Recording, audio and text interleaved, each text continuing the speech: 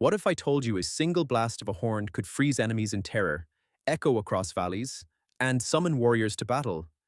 Today, we're unlocking the secrets of the ancient Celtic war horns. And trust me, these instruments were more than just noise. The Celts were fierce warriors, known for their painted faces, wild charges, and their horns. Not just any horns. These were towering instruments of bronze, sometimes 12 feet tall. Archaeologists call them Kahrniks.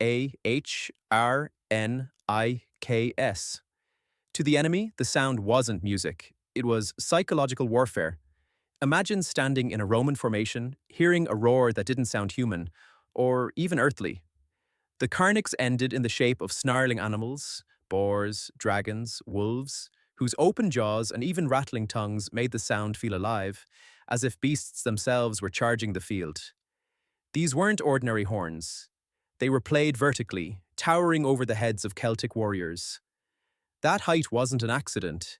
It let the harsh, metallic bellow cut through the screams, shields, and clashing steel.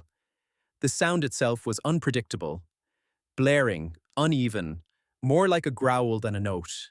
It was designed to terrify. Roman writers described the noise as harsh and discordant, claiming it made Celtic armies feel like an unearthly force, half human, half beast. For centuries, the true voice of the Carnyx was lost. They were buried, broken, or ritually killed, damaged on purpose before being offered to the gods. In 1816, one of the best preserved examples was found in Deskford, Scotland. But even then, it was just fragments of a boar's head bell. Only in the late 20th century did archaeologists and musicians rebuild it.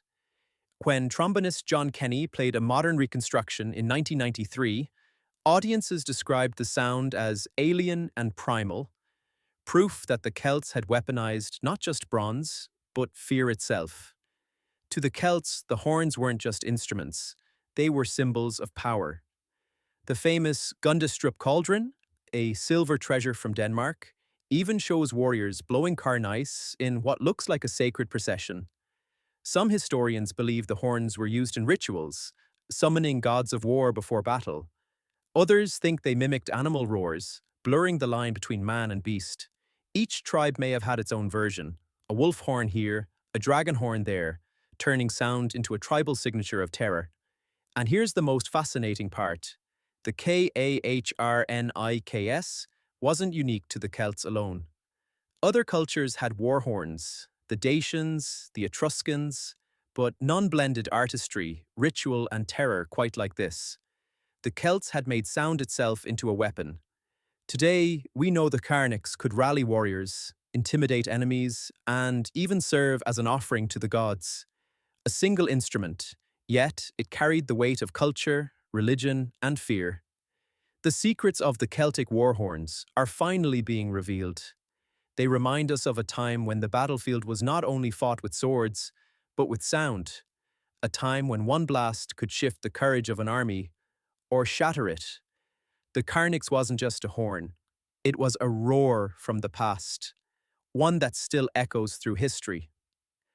So, what do you think? Would you have stood your ground if you heard that unearthly roar, or would you have run for the hills? Let me know in the comments below.